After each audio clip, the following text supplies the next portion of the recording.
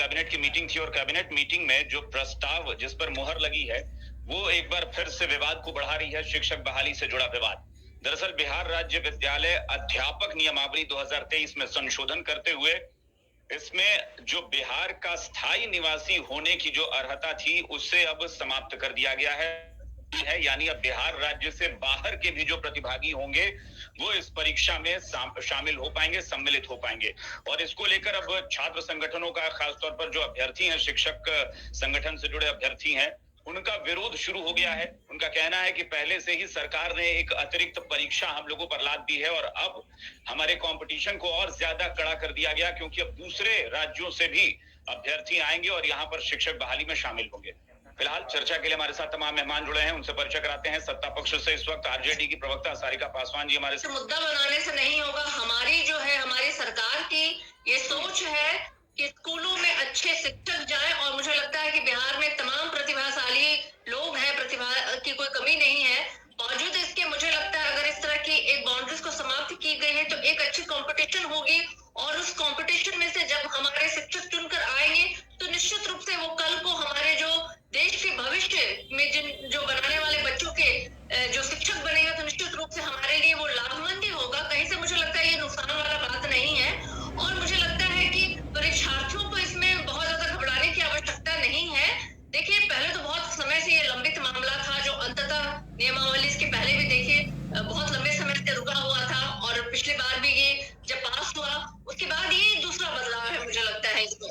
तो मुझे लगता है इसमें बेकार की उतनी चिंता विषय नहीं है।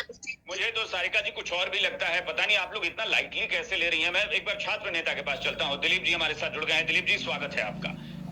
इसको पूरे मामले को आप जी जी जी पता है। सबसे पहले तो अभिषेक जी आपको धन्यवाद कि लगातार आप स्टूडेंट से जुड़े मुद्दे को उठा रहे हैं। और अभी जो सारिका जी ने कहा, मैं उनसे और जो तमाम पैनल में बैठे उनसे एक सवाल करना चाहता हूँ। साथ में आपको भी एक चीज बताना चाहूंगा। अभी जो ये बोल रही है सारिका जी, तो इनको पहले या तो जानकारी नहीं होगी या अपने नेता के बचाव में ये कुछ से कुछ बोले जा रही हैं।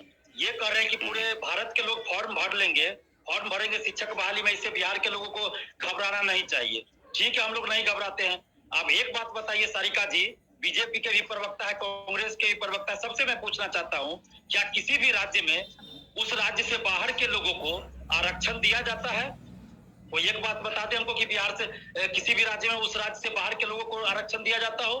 बिहार इकलौता राज्य है जहां 35% महिला आरक्षण का लाभ बिहार से बाहर की महिलाओं को मिल रहा है। बीपीएससी में, दरोगा बहाली में, सिपाही बहाली में, आपको सचिवालय सहायक बहाली में। ये कहाँ का तुक है भाई? ये कहाँ से उचित हो गया? आज शिक्षक बहाली में आप जो स्थानीय बात थी उसको हटा दिए, ओपन फॉर ऑल कर दिए। और आरजेडी की बात कर रही है, आरजेडी की प्रवक्ता है मैडम, इनको तो ये पता होना चाहिए 2020 का चुनाव इन्होंने किन मुद्दों पे लड़ा था। तेजस्वी यादव जी किन मुद्दों पे लड़े थे चुनाव? स्थानीय नीति लाएंगे, इनका प्रमुख चुनावी वादा था। अगर मैं झूठ बोल रहा हूं तो बता दे सारिका जी। तेजस्वी यादव जी रोज फेसबुक पे लाइव आके नौकरी संवाद कर रहे थे, चुनावी घोषणा पत्र में शामिल किए थे। इस चीज को हम लोग ही मांग कर रहे थे और तेजस्वी यादव जी ने शामिल किया था। और आज जब शिक्षक बहाली कि जो मूल नियमावली में ये चीज था कि बिहार के लोग ही फॉर्म भर सकते हैं, तो आज कौन सी ये राजनीतिक परिस्थिति आ गई, कौन सी राजनीतिक मजबूरी इनकी आ गई, नीतीश जी की, तेजस्वी जी की, कि अब अचानक से आज संशोधन कर दिए? संशोधन नहीं है, ये बिहार के लाखों युवाओं के लिए काला संशोधन है। इस तरह का संशोधन हम लोग स्वीकार नहीं करते हैं। 35% महिला आरक्षण का लाभ बिहार से बाहर की महिलाओं को जनरल कैटेगरी में मिल रहा है। 1 to 5 के लिए जो 50% आरक्षण है महिला अभ्यर्थियों के लिए शिक्षक बहाली में, तो क्या सरकार अब ये स्पष्ट करेगी कि अब 50% महिला आरक्षण का लाभ बिहार से बाहर की महिला को जनरल कैटेगरी में मिलेगा या नहीं?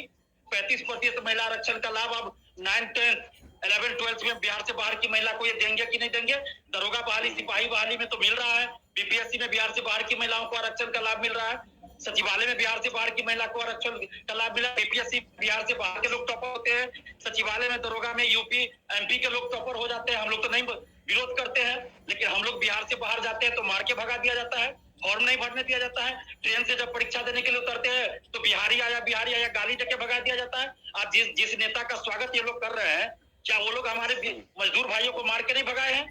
ये कितनी गलत बात है कि जहां हम फॉर्म नहीं भर सकते वहां के लोग बिहार में आके टॉपर बन रहे हैं। हम ये नहीं कह रहे कि बिहार से बाहर के लोगों को हम फॉर्म भरने से मना करेंगे।